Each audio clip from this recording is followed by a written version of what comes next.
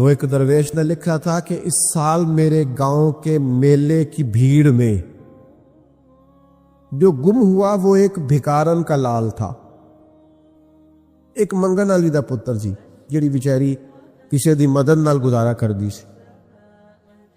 وہ بھکارن کا لال میلے میں گم ہو گیا۔ کیوں؟ کہ وہ میلے میں آوازیں دیتا تھا زور زور سے، ہے کوئی مخلص، مجھے ایک مخلص بندہ چاہیے۔ وہ پڑ جاتی ہے بھائی کبھی کبھی مخلص، ایک مخلص کی لوٹ پڑ جاتی، ایک ہو بس ایک۔ جس دور میں بچے بھی باپ کی عزت اس لیے کرتے ہوں الا ماشاءاللہ کہ باپ امیر ہے کہ نہیں، اس دور میں الا ماشاءاللہ سارے نہیں لیکن اکثر جگہوں پہ ایسا ہوتا ہے کہ ابا امیر ہے تو اس کی عزت بھی زیادہ، اور اگر کچھ کر نہیں سکا تو کہنے تسی ساڈے لئی کیتا کی ہے۔ او بھائی وہ بھکارن کا بچہ، غریبنی کا بچہ، شاعر کہتا وہ گلیوں میں شور ڈالتا تھا، ایک مخلص بندہ، ایک مخلص دوست، ایک مخلص سجن بس زیادہ نہیں ایک مل جائے۔ اس کی طرف دیکھو، وہ کہتا ہے اس سال میرے گاؤں کے میلے کی بھیڑ میں جو گم ہوا وہ ایک بھکارن کا لال تھا۔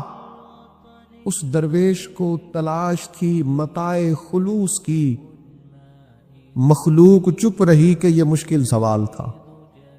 مال کماتے کماتے مقصد مال نہیں بنانا، دولت حاصل کرتے کرتے محبت دولت کی نہیں دل میں پیدا کرنی۔ بال بچے، گھر بار، مکان، اس کے پیچھے بھاگتے بھاگتے ایسا نہ ہو کہ پلٹ کر دیکھیں تو ہمارا بہت سا روحانی، فکری اور ذہنی نقصان ہو چکا ہو۔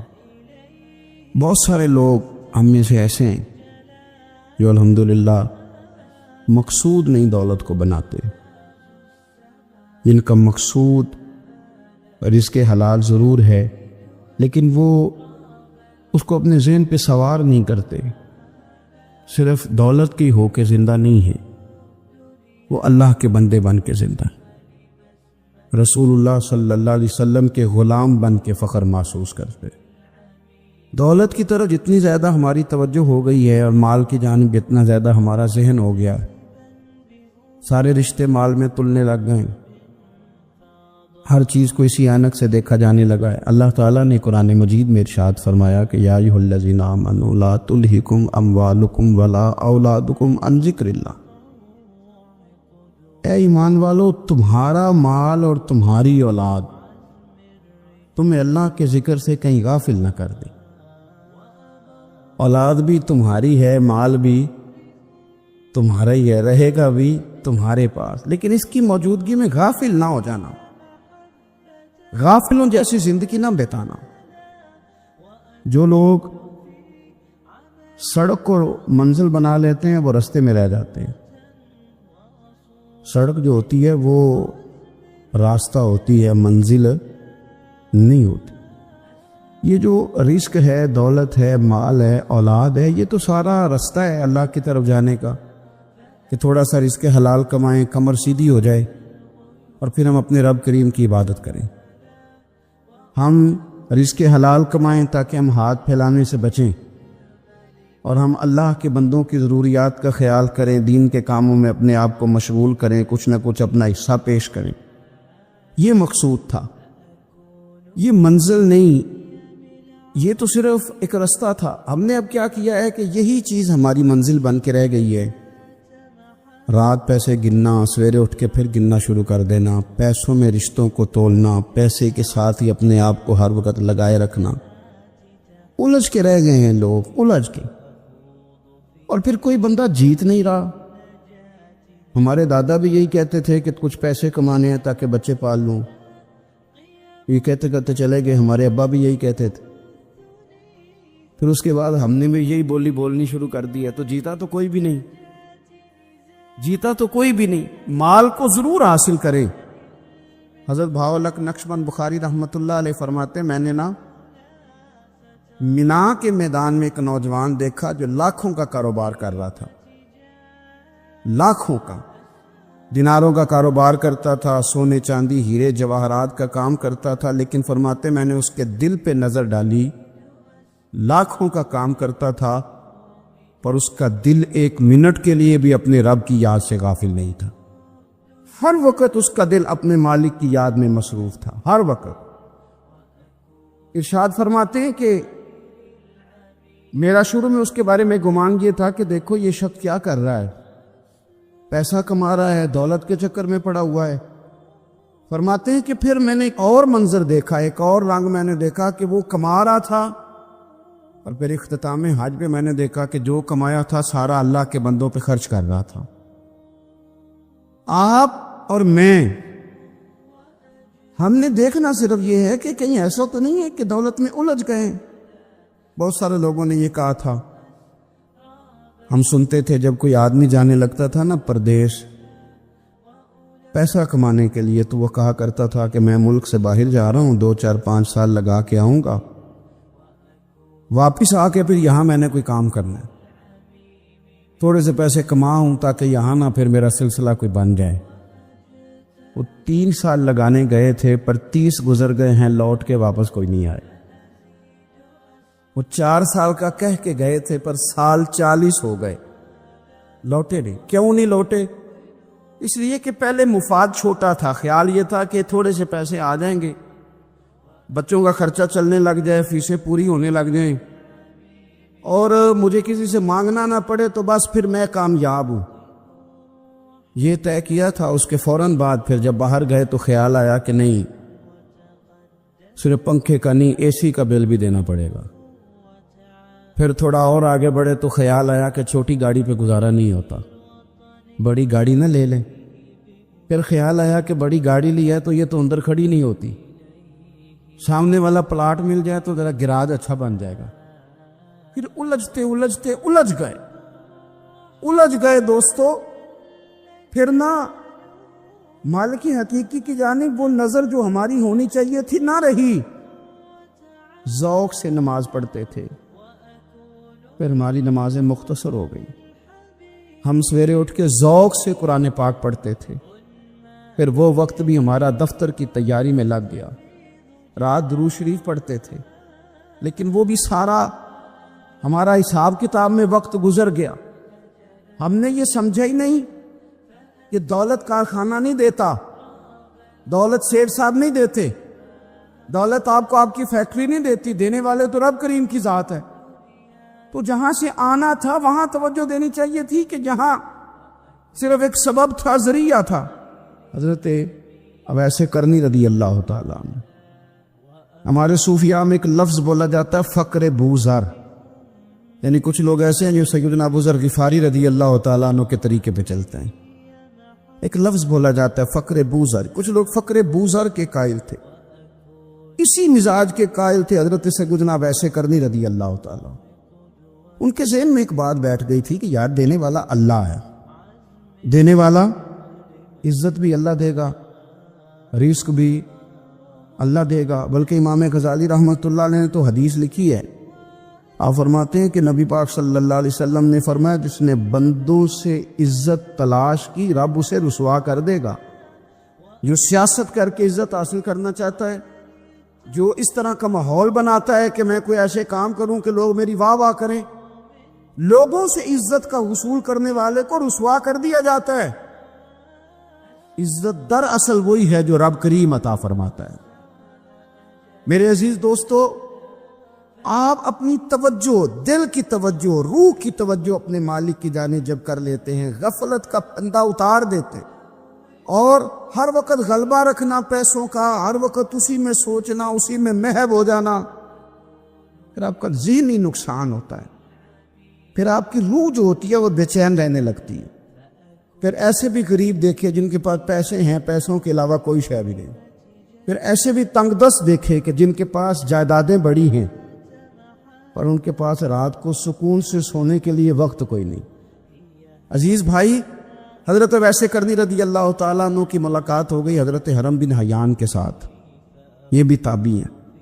تو حضرت حرم بن حیان رحمۃ اللہ علیہ کہتے ہیں، یہ نا ہم تو خیر بڑی ساری باتیں سنتے ہیں تو نصیحت نہیں نا حاصل کرتے، ویسے بھی یہ دور تقریریں کرنے، تقریریں سننے کا ہے۔ جو عمل کرنے والے لوگ تھے ان کا کیا طریقہ تھا کہ وہ 1-2 جملے کافی تھا، علم و بس کریں و یار، وہ ایک کوئی حرف تے نہیں درکار، جملہ ایک بھی تیرے لیے کافی ہے، لیکن شرط یہ ہے کہ تو عمل کا ارادہ رکھتا ہو، تیرا خیال ہو کہ عمل کرنا۔ وہ لوگ نا مختصر سی باتیں کرتے، مختصر سی نصیحتیں کرتے، لیکن وہ عکس جلدی کرتے، اس میں سے اپنے لیے خیر جلدی تلاش کرتے۔ حضرت حرم بن حیان کی ملاقات ہوئی حضرت اویس کرنی رضی اللہ تعالیٰ عنہ کے ساتھ، تو حضرت حرم بن حیان کہتے ہیں میں نے عرض کی حضور میں کسی ملک میں جا کے رہنا چاہتا ہوں، کہیں سکونت اختیار کرنا چاہتا ہوں، یہاں سے ہجرت کرنا چاہتا ہوں، تو مجھے کوئی آپ مشورہ دے میں کہاں جاؤں؟ تو فرماتے ہیں کہ میں نے جب یہ سوال کیا تو حضرت اویس کرنی نے مجھے اشارہ دیا، فرمانے لگے ملک شام چلا جا۔ کہتے میں نے اگلا سوال کیا حضور وہاں جا کے کاروبار کیا کروں گا، رہوں گا کیسے، کھاؤں گا کہاں سے؟ تو فرماتے ہیں حضرت اویس کرنی نے رومال اٹھایا، کندھے پہ رکھا اور چلنے لگے۔ میں نے کہا حضور آپ نے سوال کا جواب ہی نہیں دیا۔ تو فرمانے لگے جس دل کو ابھی تک یہی یقین نہیں آیا کہ روزی کون دیتا ہے، اسے میں نصیحت کیا کروں؟ میں تجھے نصیحت کروں جسے آج تک یہی نہیں پتا کہ روزی کون دیتا ہے؟ تو ابھی تک اپنے دل کو پکا ہی نہیں کر پایا کہ روزی رب دیتا ہے؟ او خدا کے بندے کیا نصیحت کروں تجھے، تو ابھی تک یہاں اڑا ہوا ہے۔ تیرا جو توکل ہے وہ مضبوط ہونا چاہیے، تیرا بھروسہ اپنے رب کی ذات۔ تو غافل ہو گیا اللہ سے، تو نے اسباب پر بھروسہ سارا کرنا شروع کر دیا۔ اسباب اختیار کیے جاتے ہیں، بھروسہ رب کریم پہ کیا جاتا ہے۔ ہماری جو غفلت ہے نا وہ بھلا کیوں ہوئی ہے؟ وہ اس لیے ہوئی ہے کہ پیسے کسی کو بھی برے نہیں لگتے، پتہ نہیں ان میں کیا کشش ہے۔ یہ نہ آپ کسی جگہ بھی ان کا نام لے لیتے ہیں، یہ کسی جگہ بھی آ جاتے ہیں تو یہ برے لگتے ہی نہیں۔ یہ جناب بڑی بڑی فقیری کا دعویٰ کرنے والے اور لوگوں کو طریقت اور تصوف کا درس دینے والے، ان کو بھی اچھے لگتے ہیں۔ یہ تو جناب جو لوگوں کو کہہ رہے ہیں فقیر ہو جاؤ فقیر ہو جاؤ، وہ خود امیر ہوتے جا رہے ہیں۔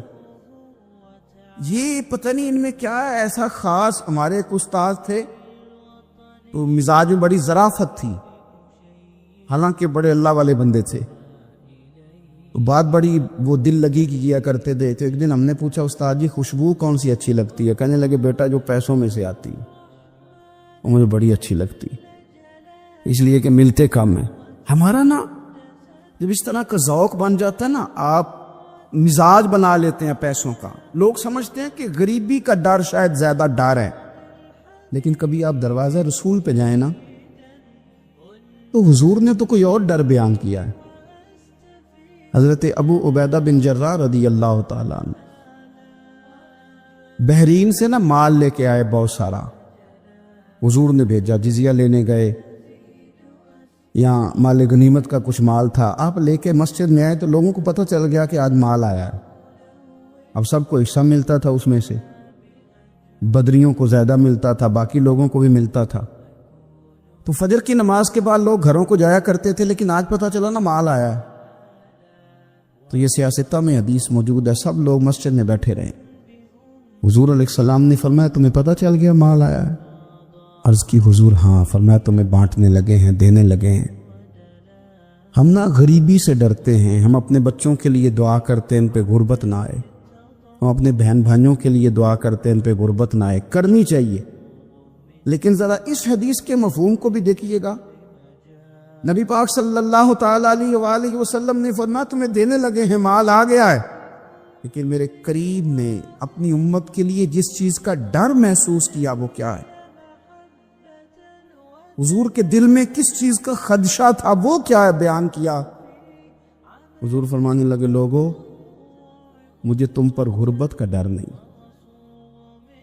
یہ ڈر نہیں کہ تم غریب ہو جاؤ گے، بلکہ مجھے تو ڈر ہے کہ تم پر دولت پھیلا دی جائے گی، تم زیادہ مالدار ہو جاؤ گے۔ خوف غریبی کا نہیں، خوف تمہارے مال کا ہے۔ اور حضور فرماتے ہیں کہ پھر تم انہی باتوں میں مبتلا ہو جاؤ گے جن میں پرانی امتیں مبتلا ہوئی تھی، اور جب وہ اللہ کی نافرمانی میں مبتلا ہوئی تھی تو پھر وہ ہلاک کر دی گئی تھی۔ مجھے ڈر ہے، مجھے ڈر ہے۔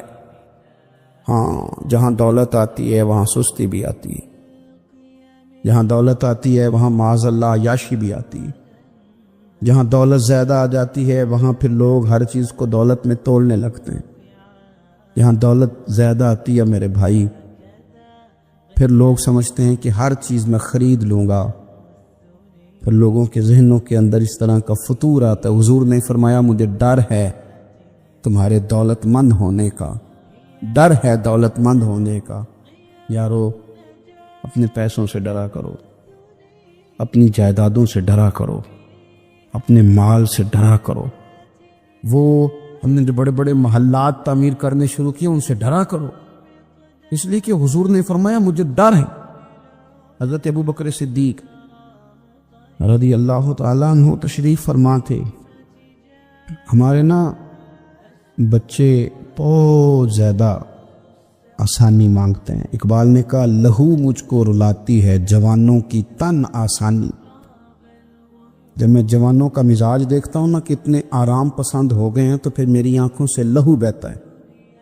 لہو مجھ کو رلاتی ہے جوانوں کی تن آسانی، ان کا وجود اتنا آسانی کا ماحول لینا چاہتا ہے، ذرا سی بھی کوئی تکلیف آپ دیکھ لیں، لائٹ بند ہو جائے تو مصیبت کھڑی ہو جاتی، کسی جگہ چند منٹ کے لیے آدھے گھنٹے کے لیے ٹریفک بند ہو جائے تو مثلاً کیا ہو جائے گا، لیکن یہ کہ طبیعتوں میں تلخی، اور جب وہ گاڑیاں آہستہ آہستہ چلتی ہیں تو ایک دوسرے سے آگے بڑھنے کی وہ شدت، وہ ہمارے مزاج میں ایک دوسرے کے بارے میں دل میں بڑے بڑے جملے، کیوں؟ اس لیے کہ ہماری طبیعت آسانی پسند ہے، ذرا سی بھی کوئی رکاوٹ ہم نہیں برداشت کرتے، تھوڑی دیر کے لیے ٹھہرنا پڑ جائے ہمارے لیے بڑا مشکل کام ہے۔ آپ ہمیں ہماری مرضی کے خلاف کوئی بات کر دیں تو ہمیں بگڑا ہوا سمجھے، ہماری طبیعت میں وہ آسانی ہے۔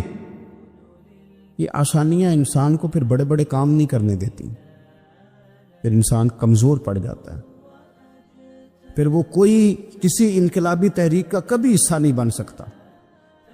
اگر وہ بڑی صلاحیت بھی رکھتا ہو تو وہ زندگی میں کوئی کارنامہ سر انجام نہیں دے پاتا، کیونکہ طبیعت میں آسانی آ گئی، اس کا مزاج ہی نہیں۔ جس بندے کو گرمی زیادہ لگتی ہے وہ کیسے آگے بڑھے گا؟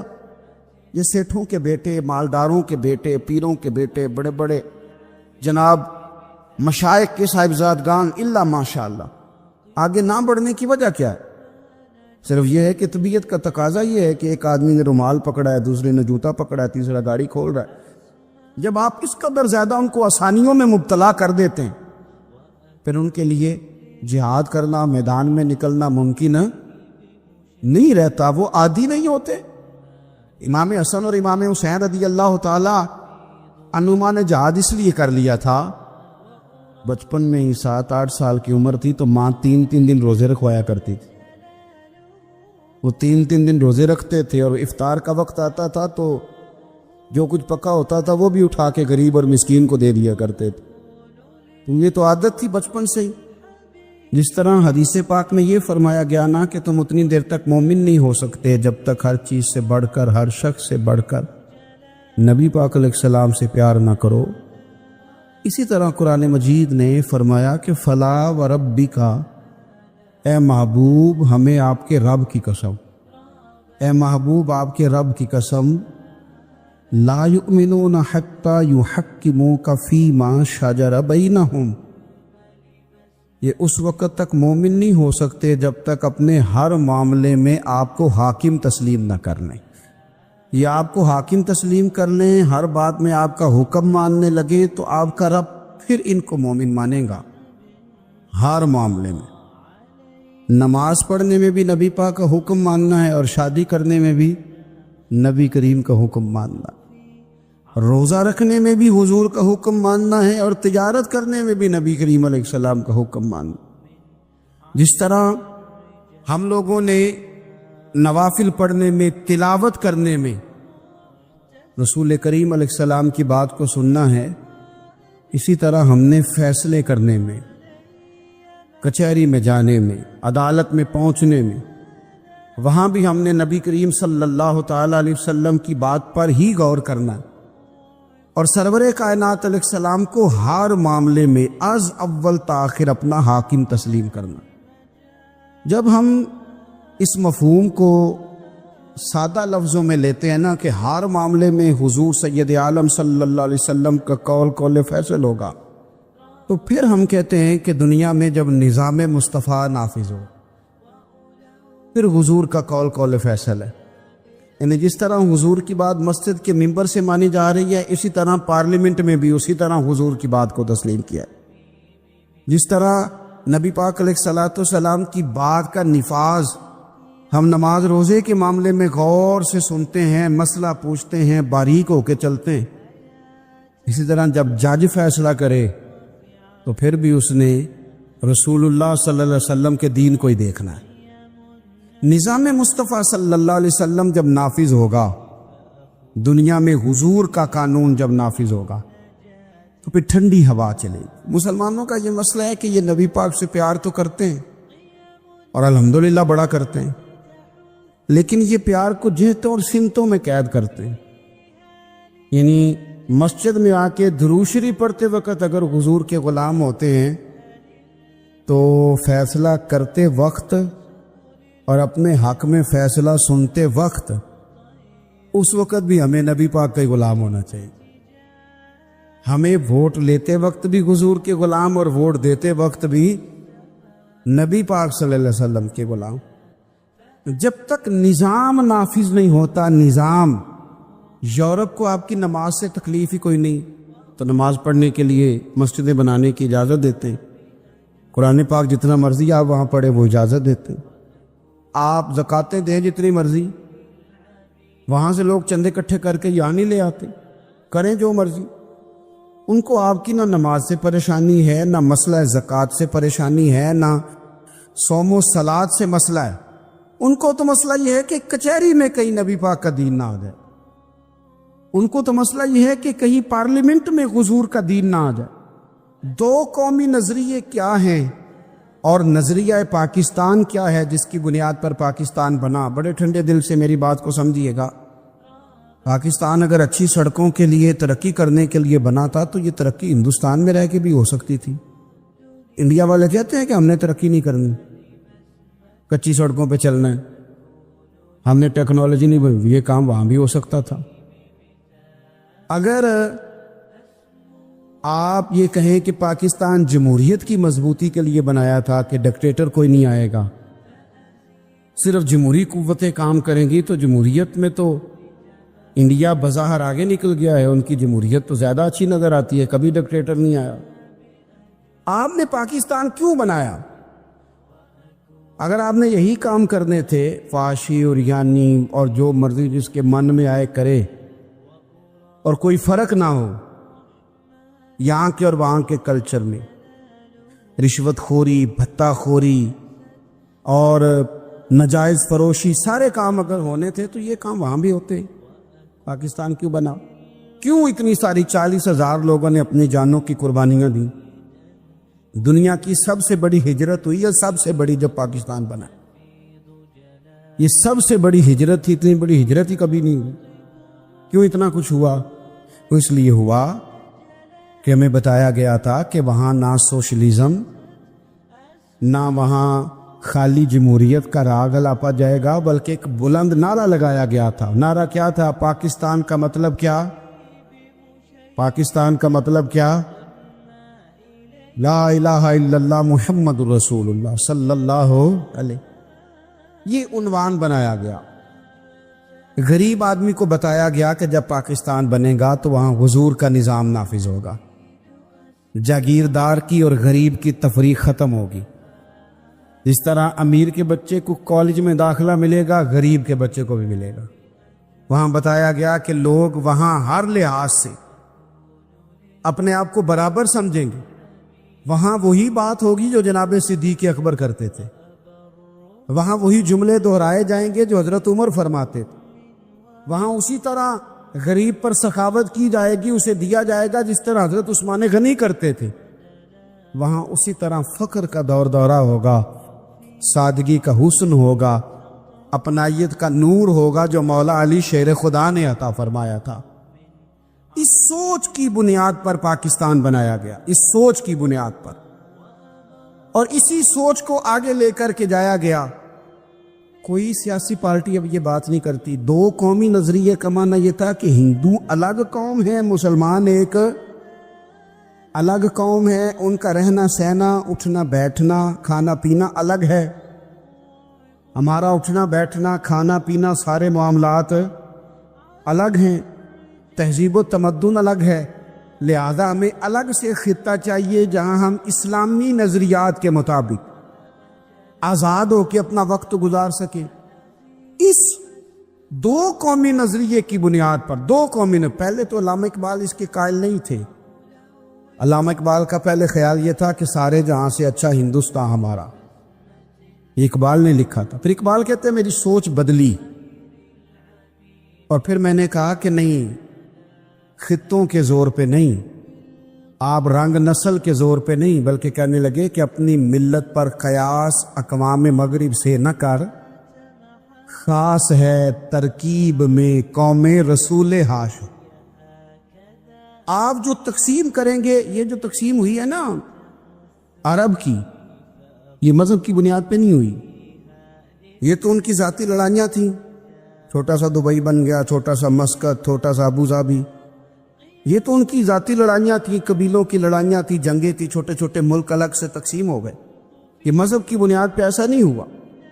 دنیا میں جتنی ریاستیں ٹوٹ کر بڑی ریاستوں سے الگ ہوئی تو اس میں یہ تھا کہ ہماری قوم الگ ہے، ہم سردار علیحدہ سے ہیں، اس لیے ہم علیحدگی پسند ہیں۔ دنیا کے اندر دو ہی وطن ہیں جو دین کے نام پہ بنے، دو ہی اسٹیٹ ہیں جو اسلام کے نام پر وجود میں آئیں، پہلی مدینہ منورہ ہے اور دوسری پاکستان ہے۔ خالص مذہب کے نام پر یہ دو ریاستیں وجود میں ہیں، ایک مدینہ طیبہ اور دوسرا پاکستان۔ پاکستان کا مطلب کیا؟ لا الہ الا اللہ محمد رسول اللہ صلی اللہ علیہ وسلم۔ اس بنیاد پر اس وطن کو، خطے کو حاصل کیا گیا، یہی نعرہ لگایا گیا، یہی نعرہ محمد علی جناح لگاتے تھے، یہی ڈاکٹر اقبال لگاتے تھے، یہی نعرہ چودھری رحمت علی لگاتے تھے، یہی وہ نعرہ تھا جس نعرے کو تحریک پاکستان کے قائدین نے آگے پہنچایا۔ اس زمانے میں جو رائٹر لکھتے تھے، ان کی تحریریں آپ آج بھی نکال کے دیکھ لیں، وہ کہا کرتے تھے کہ پاکستان قائم ہوگا تو امیر غریب کی تفریق ختم ہوگی، پاکستان میں وہی نظام آئے گا جو نظام رسول پاک صلی اللہ علیہ وسلم لے کے آئے، قرآن کو نافذ کر دیا جائے گا۔ یہ اس زمانے کے لوگ لکھا کرتے تھے، بیان کرتے تھے، اسی کا ابلاغ ہوتا۔ پتہ نہیں پھر کس کی نظر لگی، کیا ہوا، اور تحریک پاکستان میں جذباتی طور پر علماء نے کردار ادا کیا۔ علماء نے حضرت مولانا عبد الحامد بدایونی، حضرت مولانا سید نعیم الدین صاحب مراد آبادی، حضرت مولانا عبدالعلیم صاحب میرٹھی، اور ایک بڑا نام امیر ملت حضرت پیر سید جماعت علی شاہ صاحب محدث علی پوری، 100 سال سے زیادہ عمر کے بابا جی تحریک پاکستان کے لیے جلسے ہو رہے ہیں۔ بابا جی سے اٹھا نہیں جاتا، تو جس طرح 4 لوگ چارپائی پہ جنازہ اٹھاتے، اس طرح 4 لوگوں نے چارپائی پہ بابا جی کو اٹھایا ہوا ہے، امیر ملت سید زادے، اور چارپائی ان کی اٹھا کے جلسوں میں لے جائی جاتی ہے، اور وہ تقریریں کرتے ہیں اور کہتے ہیں سنو بھائی، جو مسلم لیگ کو ووٹ نہیں دے گا پھر ہم اس کا جنازہ بھی نہیں پڑھائیں گے، جو ووٹ نہیں دے گا ہم دفن بھی نہیں ہونے دیں گے اپنے قبرستانوں میں، جو ووٹ نہیں دے گا ہمارا مرید ہی نہیں۔ اتنے جذبات میں لا کے 40,000 لوگوں نے قربانیاں دی۔ ایک نظریہ تھا کہ ہندو الگ قوم ہے، مسلمان ایک، اور پھر پاکستان بنایا۔ آج کیا دھما چوکڑی ہے، کیا ذاتوں پاتوں کی بنیاد پر؟ یہ تو ہندوؤں کا طریقہ تھا کہ وہ ذاتیں پاتیں گنتے تھے کہ یہ برہمن ہے، یہ شوتری ہے، یہ کھتری ہے، یہ فلانا ہے، یہ ہمارے گھر نہیں آ سکتا، یہ نیچ ہے۔ اور اگر آج اس ملک میں بھی الیکشن ذات کی بنیاد پہ لڑا جائے، اور یہاں بھی صرف اس لیے سپورٹ کیا جائے کہ یہ میری برادری کا ہے، صرف اس لیے سپورٹ کیا جائے کہ میرا قبیلہ ہے، پہلے دیکھا جائے کہ یہاں کون سی برادری مضبوط ہے تو اس کینڈیڈیٹ کو ٹکٹ دیا جائے، تو پھر کیا آپ نے وطن بنا کے کیا کمال کیا؟ تو اس کا ایک نظریہ ہے۔ کیا نظریہ ہے؟ کہ مسلمانوں کا رہنا، اٹھنا، بیٹھنا، کھانا پینا الگ ہے۔ دیکھو ایک سادی سی بات ہے، یہ آپ نے داڑھی رکھنی ہے، مونچھیں رکھنی ہے، تو اس پر بھی نبی پاک صلی اللہ علیہ وسلم نے کہا کہ الگ سے تمہاری شناخت ہونی چاہیے، الگ سے۔ فرمایا تم نے یہودی چونکہ مونچھیں بڑی رکھتے تھے، فرمایا تم نے داڑیاں بڑی کرنی ہیں، مونچھیں پست رکھنی ہیں، یہودیوں کی مخالفت کرنی ہے۔ یہ لفظ ہیں حدیث میں ساتھ۔ سادی سی بات ہے نا، پگڑی باندھنی ہے، باندھ لے کوئی آدمی۔ ہمارے پنجاب میں لوگ پگڑی بھی کہہ دیتے ہیں، صافہ بھی کہہ دیتے ہیں، کلا بھی کہہ دیتے ہیں، جو جس کے من میں آیا۔ لیکن حضور نے تاکید لگائی، فرمائے خاص ہے یہ بھی، یہ اسلام کا کلچر ہے، کلچر الگ سے ہے۔ فرمایا یہودی بغیر ٹوپی کے سر پہ پگڑی باندھتا ہے، تم نے پہلے ٹوپی پہننی ہے پھر پگڑی باندھنی، یہودی کی مخالفت کرنی۔ یہ الگ کلچر ہے، الگ تہذیب ہے مسلمانوں کی، خاص ہے ترکیب میں قوم رسول ہاشمی۔ آپ کی عدالت میں وہ والا نظام نہیں ہوگا جو امریکہ میں ہے، آپ کی عدالت میں وہ والا نظام نہیں ہوگا جو برطانیہ میں ہے، آپ کے پارلیمنٹ میں وہ نظام نہیں چلے گا جو یورپ کا، برطانیہ کا، فلانے کا ہے۔ آپ کی پارلیمنٹ میں، آپ کی عدلیہ میں وہ نظام چلے گا جو قرآن کا ہے اور رسول اللہ کے فرمان کا ہے۔ یہ نظریہ تھا، نظریہ۔ اب اس نظریے کی لوگ بات ہی نہیں کرتے، عوام بھی نہیں کرتی، بالکل نہیں۔ میں بڑی دیر سے رونا رو رہا ہوں، بہت سارے بڑی بڑی گدیوں کے پیر بھی نہیں کرتے۔ ان کو پتہ ہے کہ اگر نظام مصطفیٰ نافذ ہوتا ہے تو مجھے بھی بتانا پڑے گا کہ 80 مربع کہاں سے آئے، مجھے بھی بتانا پڑے گا کہ یہ جو میں 1.25 کروڑ کی کار میں، گاڑی میں گھومتا ہوں تو یہ کہاں سے آئی، حساب دینا پڑے گا۔ اور پھر جب پاکستان بن گیا، قربانیوں کے بعد بنا، آپ نے ناراض نہیں ہونا، میرا مہاجر فیملی سے تعلق ہے، جو عزیز رشتہ دار قریبی یہاں رہتے تھے نا، مقامی، وہ تو مہاجروں میں رشتہ داری نہیں کرتے تھے۔ صحیح کہہ رہا ہوں؟ کہتے ہیں مہاجر ہے، اچھا جی غیر مسلم ہے، جگہ نہیں دیتے تھے رہنے کو۔ میں کیسے آپ کو بات بتاؤں؟ پھر اس چھوٹی چھوٹی غلطیوں کو لوگوں نے ووٹ بنا کے بڑی بڑی قتل و غارت بھی کی اس ملک میں۔ اتنا بڑا تکلیف والا منظر تھا۔ میرے دادا جی کی فیملی ساری پاکستان آئی تھی، دادی کی نہیں آئی تھی۔ 97 میں میری دادی کا انتقال ہوا، وہ آخری دن تک رویا کرتی تھی، ایسے جی پتر پتہ نہیں میرے پرا ہیں ان کے فوت ہو گئے، پتہ نہیں میرا کچھ چچا ہے کہ سارے چلے گئے۔ کس لیے آپ نے، اگر یہی دھما چوکڑی سیاست کی کرنی تھی، ذات پات آپ نے رکھنی تھی، تو وہاں کوئی دکھ تھا؟ یہ تماشے تو وہاں بھی ہو رہے۔ وہ آخری دن تک رویا کرتی۔ اب تو خیر آنکھیں بڑی جدید ان کا آپریشن ہوتا ہے، تو ایک زمانے میں آنکھوں کا آپریشن ہوتا تھا، ڈاکٹر کہتے تھے لائٹ بند رکھو، سبز رنگ کی پٹی باندھو، 4 گھنٹے کے بعد دارو ڈالنا ہے آنکھ میں، ڈراپس ڈالنے۔ میں 4 گھنٹے کے بعد ان کی آنکھوں میں ڈراپس ڈالنے جاتا تھا تو کبھی کبھی مجھے بٹھا لیتی تھی، تو کہتی تھی کہ پتہ نہیں کوئی بچا ہے کہ نہیں بچا، پتہ نہیں اب کوئی ہے کہ نہیں، پتہ نہیں کوئی ان میں سے ہوگا کہ نہیں۔ پتہ بدل دساں ساڈے پنڈ کس طرح دا ہوندا سی، میں تمہیں بتاؤں فلانی چیز۔ پھر جناح نے اعلان کیا تھا کہ ملک بن گیا، کہتی تھی ہم نے بڑا کہا اپنے رشتہ داروں سے کہ چلیں، پر وہ کہتے تھے یہ تو تھوڑے دنوں کی بات ہے، سب نے واپس آ جانا ہے۔ میں نے 2 دفعہ یہ ماحول دیکھا ہے، اٹاری اسٹیشن پہ، واگا بارڈر پہ، ایئرپورٹوں پہ، ایک بھائی ادھر ہے ایک ادھر ہے، اس طرح تڑپ کے روتے ہیں جب لوگ انڈیا پاکستان آتے جاتے ہیں۔ کیوں آپ نے یہ سارا کچھ کیا؟ صرف ایک نعرہ تھا کہ پاکستان کا مطلب کیا، لا الہ الا اللہ محمد رسول اللہ۔ صرف ایک نعرہ تھا کہ یہاں ہم حضور کا دین لے کے آئیں گے، وہ دین تم لائے نہیں، انہیں نوابوں، وڈیروں، چودھریوں کے ذمے تم نے کام لگا دیا۔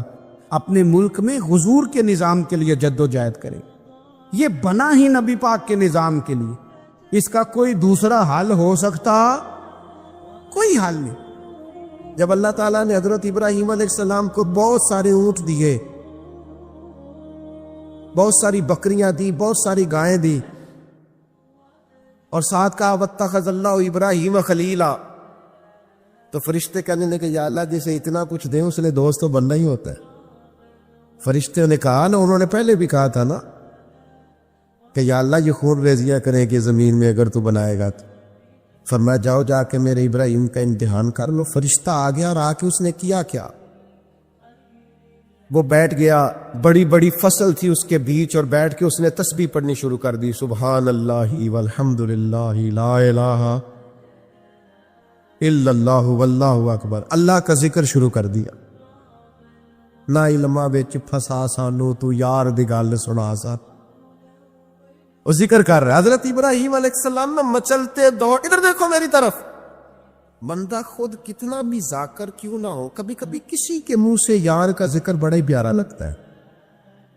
میں نے ایک محفل میں حاضر تھا تو نعت کا نعت پڑھ رہا تھا، تیری نسبت نے سوارا میرا انداز حیات، میں اگر دیرا نہ ہوتا سگے دنیا ہوتا. سگ کا معنی کتا، اگر تیرا نہ ہوتا تو دنیا کا کتا ہوتا. میں بھی کہیں مال کما رہا ہوتا، میں بھی کہیں چکر میں پڑا ہوتا تیری نسبت نے سوارا میرا انداز حیات.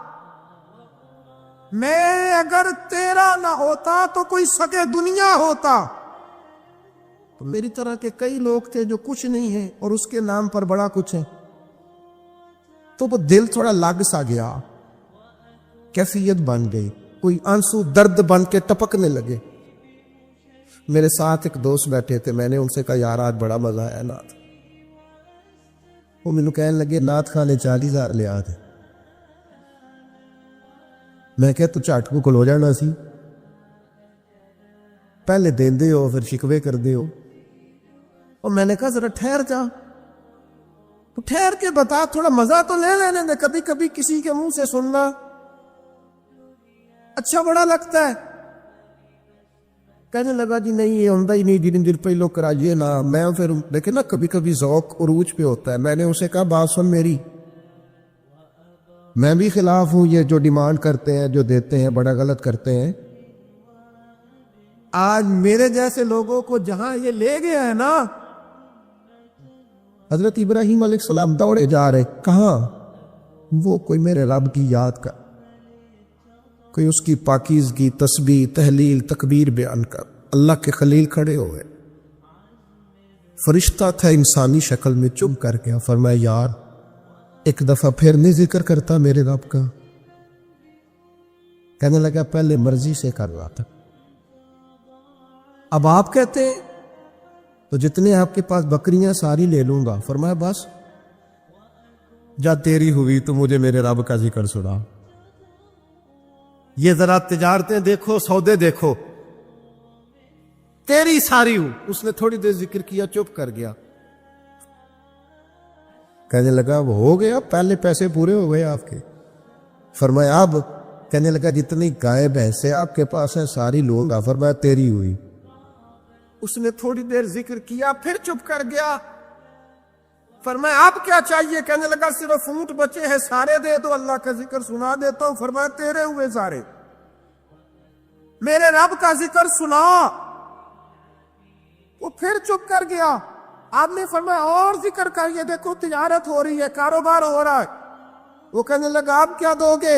فرمانے لگے یہ بکریاں چرانے کے لیے کوئی شخص بھی تو چاہیے نا، یہ اونٹ بھیڑ گائے بھینسیں چرانے کے لیے کو چاہیے نا، مجھے رکھ لینا، تنخواہ نہیں لوں گا تو اللہ کا ذکر سناتے رہنا، میں تیری ڈیوٹی کرتا رہوں گا.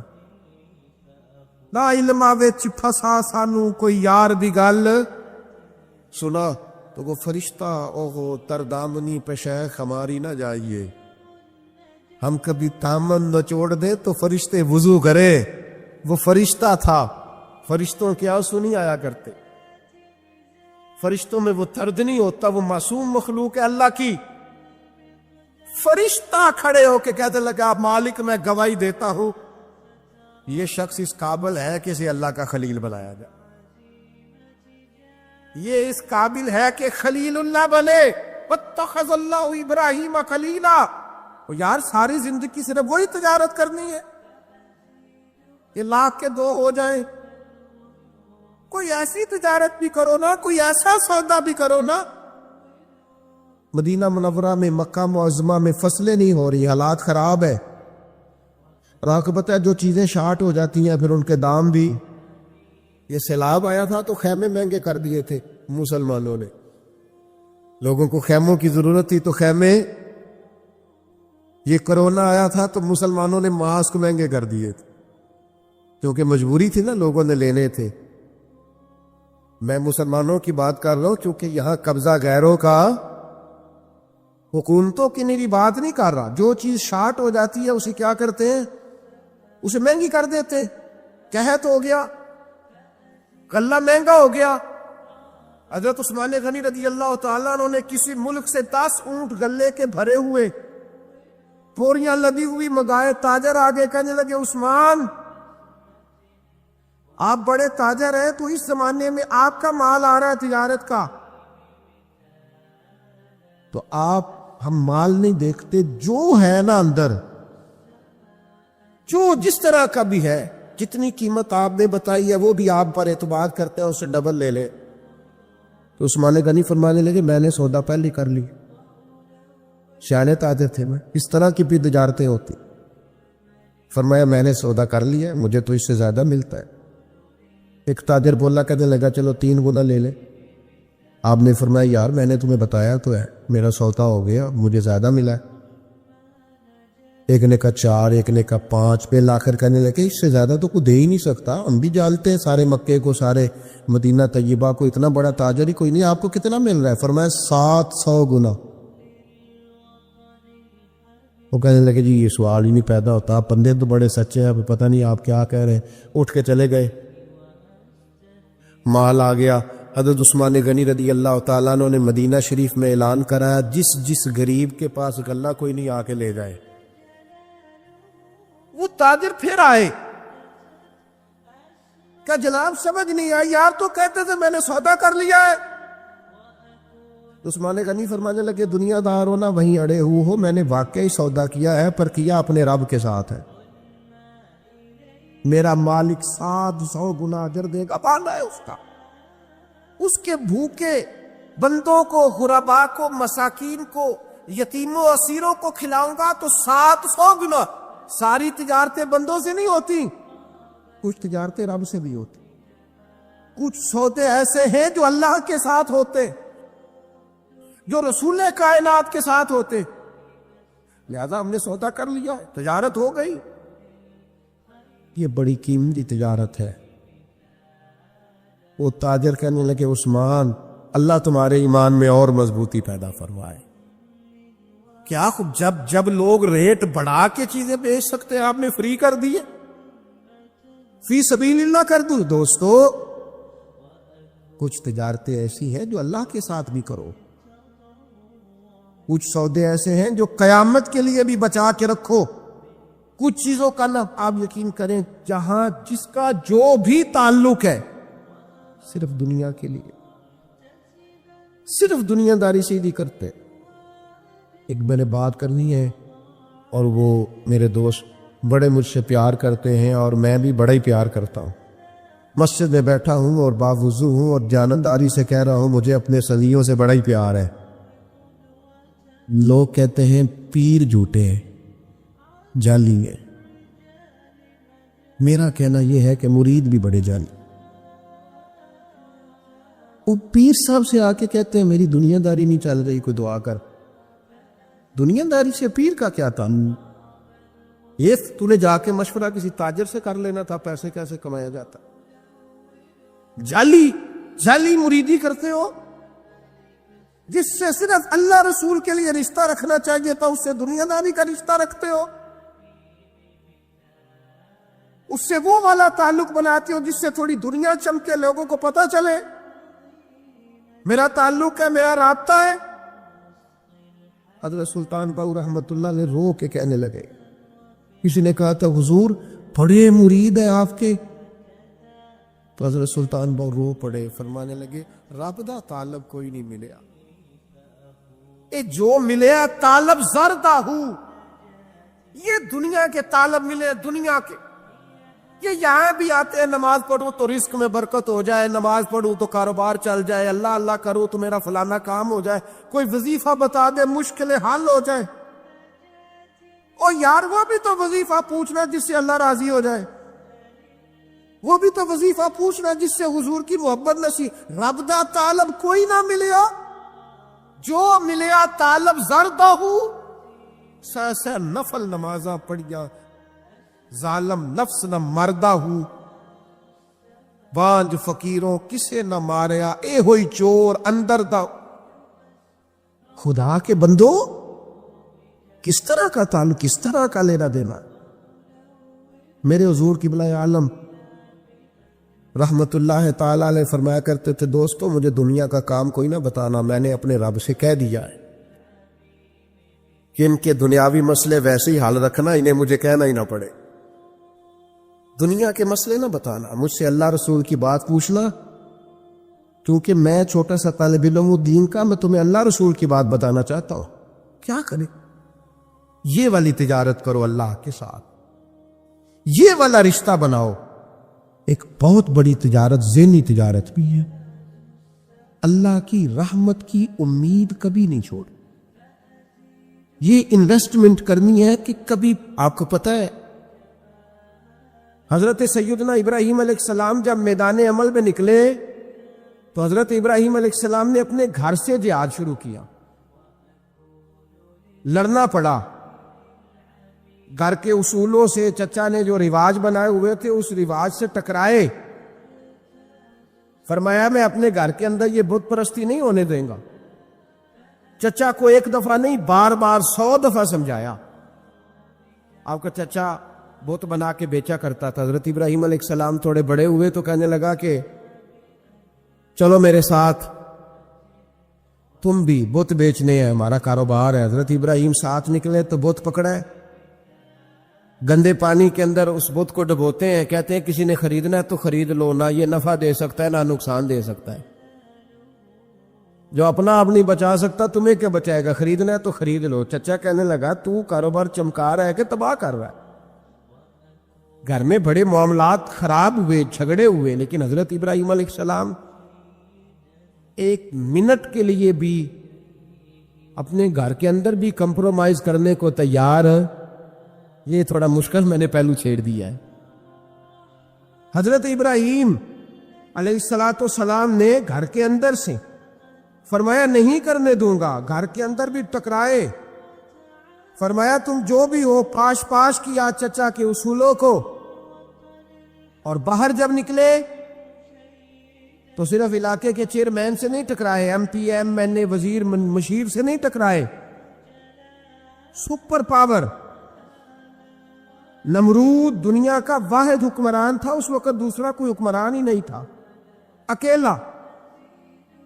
اکیلے حکمران سے جا کر ٹکرائے، کوئی ساتھ فوج نہیں تھی، کوئی ساتھ ان کے طاقت بظاہر دنیا داری کی کوئی نہیں تھی، پر حضرت ابراہیم جا کے ٹکرائے، اور میرے رسول پاک صلی اللہ علیہ وسلم نے سند بیان کی، فرمایا افضل الجہاد کلمۃ الحق عند سلطان الجابر، فرمایا سب سے افضل جہاد یہ ہے کہ تو ظالم بادشاہ کے سامنے کھڑے ہو کے حق بات بیان کر دے، یہ سب سے بڑا جہاد ہے، یہ سب سے افضل الجہاد کلمۃ الحق عند سلطان الجابر، سب سے بڑا جہاد۔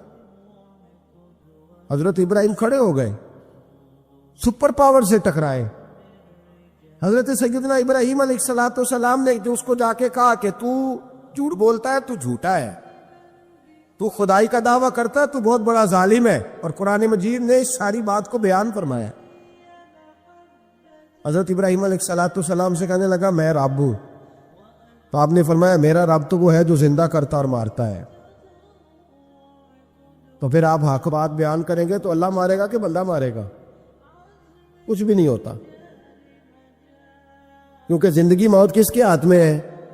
اللہ کے ہاتھ میں، زندگی موت اللہ، کچھ بھی نہیں ہوتا۔ انسان صحیح سمت کا تعین کرے اور صحیح چلے۔ حضرت علی شیر خدا سے کسی نے کہا تھا کہ آپ کے بڑی دشمنی ہے، کوئی محافظ رکھ لیں، آپ فرمانے لگے موت خود بہت بڑی محافظ ہے، وقت سے پہلے آتی ہی نہیں، بڑی محافظ ہے، وقت سے پہلے۔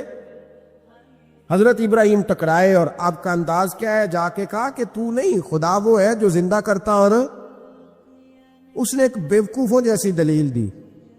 ایک آدمی کو کل پھانسی دینی تھی تو اس کو بلایا، کہنے لگا تجھے کب پھانسی ہے؟ اس نے کہا کل، کہنے لگا جا تجھے آزاد کیا، زندگی دی، اس کو چھٹی دے دی۔ ایک عام آدمی بیچارہ بیٹھا تھا، اس کو پکڑ کے نا کہنے لگا اس کی گردن اڑا دو، کہنے لگا دیکھ لو میں بھی زندہ کرتا اور مارتا ہوں، وہ جو کل مرنے والا تھا میں نے زندہ کر دیا ہے، اور جس کو پتہ ہی نہیں تھا کہ میں نے مرنا ہے اسے پکڑ کے میں نے مار دیا ہے۔ یہ بیوقوفوں جیسی دلیل ہے۔ حضرت سیدنا ابراہیم علیہ السلام چاہتے تو اسی وقت دلیل توڑ دیتے کہ تو کیا بیوقوفوں جیسی بات کر رہا ہے، اگر تو زندگی دیتا ہے تو مرے ہوئے میں جان ڈال کے دے جس کو تو نے مارا ہے۔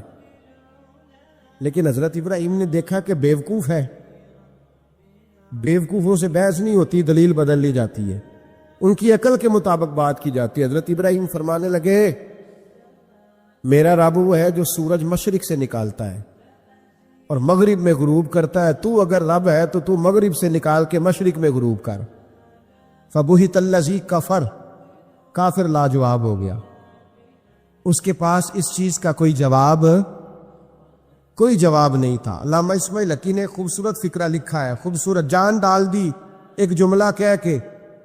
حضرت سیدنا علامہ اسماعیل حقی رحمۃ اللہ علیہ فرمانے لگے چونکہ نمرود بیوقوفوں جیسی باتیں کر رہا تھا، اگر وہ یہ کہہ دیتا نا کہ میں سورج کو نکالتا ہوں مشرق سے، میں غروب کرتا ہوں معاذ اللہ مغرب میں نکالتا ہوں، تو آپ اپنے رب سے کہیے کہ وہ مغرب سے نکال کے مشرق میں غروب کرے۔ علامہ اسماعیل حقی فرماتے ہیں رب کریم کی آواز قدرت تھی، مالک حضرت ابراہیم علیہ السلام کے اس اگر وہ کہہ دیتا اور حضرت ابراہیم دعا کر دیتے تو رب کریم نے فرشتوں کو تیار بٹھایا ہوا تھا، فرمایا اگر یہ کہہ دے میرے خلیل سے کہ سورج مغرب سے نکال کے مشرق میں غروب کرنا ہے تو تیار رہنا، جس طرح خلیل کہیں گے ویسے ہی کر دیں گے۔ وَاتَّخَذَ اللَّهُ ابراہیم خلیلا، ابراہیم ہمارا دوست جو ہوا، جیسے کہے گا ویسے کر دے گے۔ حضرت سیدنا ابراہیم علیہ السلام کی باتوں کا جب جواب نہ دے سکا، دلیل نہیں بندہ دیتا، پھر لڑائی کرتا ہے، پھر جھوٹے موٹے اعتراض کرتا ہے۔ دلیل ختم ہوتی ہے تو لوگ ذاتیات میں اترتے ہیں، کہتے ہیں یہ کھانستا صحیح نہیں، دیکھتا صحیح نہیں، دلیل ختم، اب ذاتیات پہ اترے، کہنے لگے مجھے پتہ چلا ہے کہ یہ فلانی جگہ گیا تھا تو وہاں جا کے اس نے اس طرح کیا ہے۔ پھر لوگ ذاتیات پہ اترتے ہیں، جب دلیل کا جواب دلیل سے نہیں دے پاتے پھر ذاتیات پر اتر کر حملے کرتے ہیں۔ حضرت ابراہیم کے دلائل کا جواب نمرود نہ دے سکا تو کہنے لگا کہ اس کو آگ میں ڈال دو۔ قوم گئی ہوئی تھی ساری، آپ نے بات سنی ہوئی ہے، میں نے صرف اشارہ دینا ہے، میلے پہ تو حضرت سیدنا ابراہیم علیہ السلام نے سارے بت توڑ دیے، کلاڑا بڑے بت کی گردن پہ رکھا، واپس آئے کہنے لگے بت کس نے توڑے ہیں؟ تو فرمایا اس سے پوچھو جس کی گردن پہ کلاڑا ہے۔ کہنے لگے یہ تو بول ہی نہیں سکتا، تو فرمانے لگے بڑے بیوقوف ہو جو بولتا ہی نہیں، سنتا ہی نہیں، اپنا آپ نہیں بچا سکتا، اس کی پوجا کرتے ہو۔ کہنے لگے پکڑو دلیلیں ختم ہو گئی، اس کو آگ میں ڈالو۔ بہت بڑی حویلی 45 فٹ مربع پہ مشتمل ایک حویلی بنائی گئی اور 45 فٹ اونچی۔ مختلف روایات، علامہ اسماعیل حقی کہتے ہیں کہ 3 مہینے تک نمرود نے کہا کہ اس کے اندر لکڑیاں ڈالو۔ لوگ پوچھنے لگے کتنی دنیا جلانی ہے؟ کہنے لگا بندہ تو ایک جلانا ہے، پر بندہ بڑا تگڑا ہے، ایک بندہ۔ 3 مہینے لکڑیاں ڈالی گئیں، اور لوگوں کی جو تہمات ہوتی ہیں نا وہ بڑی عجیب ہوتی ہیں۔ تہمات میں نے بڑی تفصیل سے رمضان المبارک میں گفتگو کی تھی، بدشگونی تہمات لوگ لیتے ہیں، اس وقت بھی لوگ تہمات کا شکار ہو گئے، عقیدہ بگڑ جاتا ہے تو وہ عجیب و غریب باتیں کرنے لگتا ہے، تہمات کا شکار ہو گئے۔ بیبیاں نظر مانتی، میں بیمار ہوں اگر صحیح ہو گئی تو اتنے من لکڑی دوں گی حضرت ابراہیم کی آگ جلانے کے لیے۔ ایک عورت لے کے جا رہی ہے لکڑیاں، ایک نیک دل آدمی نے اسے پوچھا کہاں جا رہی ہو؟ کہنے لگی میں نے منت مانی تھی تو حضرت ابراہیم علیہ السلام کو معاذ اللہ جلانے کے لیے لکڑیاں لے کے جا رہی ہوں۔ تو وہ رب کریم کے بندے کہنے لگے تو ڈھونڈتی رہے گی، تجھے وہ جگہ ملے گی نہیں۔ وہ بی بی کئی مہینے گھومتی رہی، جگہ ہی نہیں ملی جہاں لکڑیاں ڈالنی، ماری گئی۔ تہمات کا شکار ہوئے بہت سارے لوگ، تہمات کا۔ بھائی تہمات دین کے اندر منع ہے، تہمات دین میں کوئی نظر ماننا، کوئی کسی بزرگ کے مزار پہ جا کے سالے ثواب کے لیے کوئی چیز ماننا، یہ تو درست ہوا، لیکن غیر شرعی نظریں مان لینا کہ میں آ کے گرد چکر لگاؤں گا، میں جناب وہاں جا کے یہ والا تماشا کروں گا، میں دھاگا باندھوں گا، میں رسا کاٹوں گا، میں وہاں گندے اور سے پانی پیوں گا، ان کی شریعت اجازت؟ یہ تہمات ہیں، بدشگونی ہے، دین میں ان کی کوئی گنجائش؟ آپ نظر ماننے سے پہلے بھی کسی عالم سے رابطہ کریں کہ میں منت مانگنے لگا ہوں تو کیسے ماننی چاہیے، اس کا طریقہ پوچھیں۔ ایسے ہی غلط چیز کی منت تھوڑی مان لی جائے گی۔ 12 لامدام برسرے مطلب حضرت ابراہیم کے لیے آگ جلائی گئی، 45 فٹ اونچی آگ ہے، پرندہ بھی اوپر سے گزرتا ہے تو نیچے گر جاتا ہے جل کے، اتنے دن لگا کے آگ جلائی گئی۔ اب حضرت ابراہیم کو جلایا جانے لگا ہے۔ یہاں تو موجیں ہے نا، جو کسی ادارے کا سربراہ ہے اس کے لیے موج ہے، کسی جگہ آفیسر بن گیا تو موج ہے، پیر صاحب کے لیے موج ہے، علامہ صاحب کے لیے موج ہے، خطیب صاحب کے لیے موج ہے۔ جلنا کس کو پڑتا ہے؟ وہ علی کوئی نہیں رہا اللہ، ماشاء اللہ وہ لوگ گزر گئے جو تکلیفیں سہ کے کام کرتے تھے، گزر گیا زمانہ۔ حضرت سیدنا ابراہیم علیہ السلام کو جلایا جانے لگا ہے تو اب اتنی بڑی آگ ہے تو ڈالے کیسے؟ شیطان نے تجویز دی کہ منجنیق بناؤ، منجنیق، بڑے بڑے بانس باندھ کے ان کے نیچے رسا باندھو، وہ جس طرح جھولنے کے لیے جھولا بنایا جاتا ہے اس طرح ایک منجنیق پرانے زمانے میں اس میں پتھر رکھ کے پھینکے جاتے تھے دشمنوں پہ، وہ منجنیق بنائی گئی کہ دور سے حضرت ابراہیم کو پھینکیں گے۔ ہاتھ حضرت ابراہیم کے باندھ دیے، پاؤں مبارک باندھ دیے، پوری زمین پہ ایک نام لینے والا خدا کا، اور اس کو آج رسیوں میں جکڑا ہوا ہے۔ جب پھینکا جانے لگا نا آگ میں، حوریں رونے لگی، فرشتے تڑپنے لگے، اے اللہ یہ کیا ہونے لگا ہے؟ ایک تیرا خلیل اور وہ بھی آگ میں۔ فرمایا جاؤ جا کے اس سے کہو اگر تمہاری مدد لیتا ہے تو اسے بچاؤ۔ ہوا کا فرشتہ آیا، کہا ابراہیم اگر تو کہے۔ او بھائی ان چیزوں کو کہانی سمجھ کے نہ سنا کرے، یہ داستان نہیں، یہ وہ طریقے ہیں جو ہمارے رسول نے ہمیں اپنانے کا حکم ارشاد فرمایا ہے۔ جو عقیدے، یہ وہ نظریات ہیں جو ہمیں اوڑھنے کو کہا گیا، اپنے رب کریم کی رضا پہ راضی رہنے کے یہ وہ خوبصورت مواقع ہیں صوفیاء نے جن کو بنا کر سمجھا کر ہم تک پہنچایا ہے۔ یہ ہے اہل طریقت کی باتیں، وہ کہتے ہیں یار جس حال میں رکھے راضی رہنا ہے۔ حضرت ابراہیم علیہ السلام کو پھینکا جا رہا ہے، فرشتہ آیا، اے اللہ کے خلیل اگر حکم دو تو اتنی ہوا چلاؤں کہ نمرودی جل جائیں سارے، آگ ان پہ پھینک دی جائے۔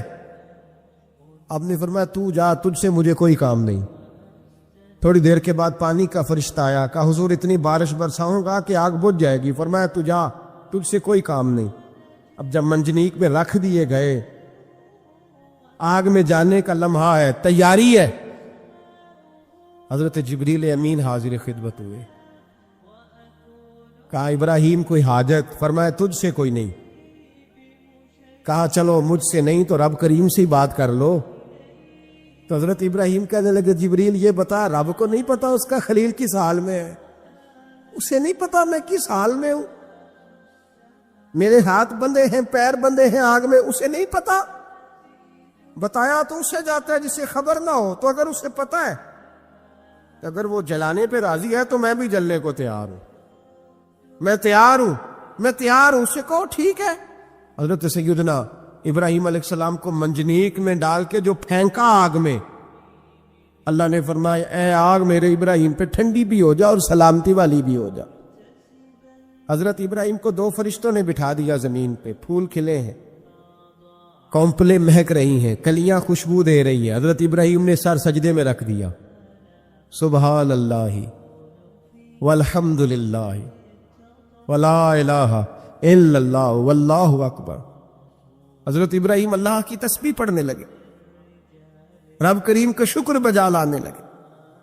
نکلے وہاں سے، کچھ دن گزر گئے، نکلے، حکم ہو گیا ابراہیم علاقہ چھوڑ دو۔ حضرت ابراہیم علیہ السلام وہاں سے نکل کے مصر آئے، چچا کے پاس ٹھہرے۔ انہوں نے اپنی بیٹی جناب سارہ کا نکاح کر دیا۔ کچھ آگے بڑھے تو ایک ظالم بادشاہ سے ٹکرائے، اس نے ایک شہزادی، ایک بادشاہ کی بیٹی قید کی ہوئی تھی، جناب ہاجرہ نام تھا. ان کو قید سے چھڑا کے ساتھ لائے. حضرت لوط علیہ السلام بھی ساتھ. یہ 4 لوگوں کا قافلہ چلا، فلسطین میں جا کے پڑاؤ ڈالا، گھر بار چھوڑا، تبلیغ شروع ہوئی. حضرت ابراہیم کے گھر میں 2 خواتین ہیں، ایک آپ کی بیوی ہیں، ایک حضرت ہاجرہ ہے.